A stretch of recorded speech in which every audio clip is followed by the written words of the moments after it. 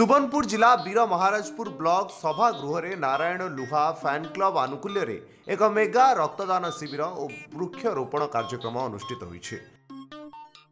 वीर Maharajpur block अध्यक्षा शांति लुहा मुख्य अतिथि एवं जोन 1 जिला परिषद सभ्य लव कुमार साहू, ब्लॉक उपाध्यक्ष नारायण लुहा, बनिका पूर्वतन ब्लॉक अध्यक्ष अशोक नंद, उलुंडा ब्लॉक अध्यक्षा प्रतिनिधि कृतिवास मिश्र, वीर महाराजपुर आत्मा अध्यक्ष विवस्वती पंडा प्रमुख सम्मानित अतिथि भाव में जोगदे एही शिविर को उद्घाटन करने सह रक्तदाता एवं वृक्षरोपण करुथिबा स्वेच्छासेवी को उत्साहित करिसेंति।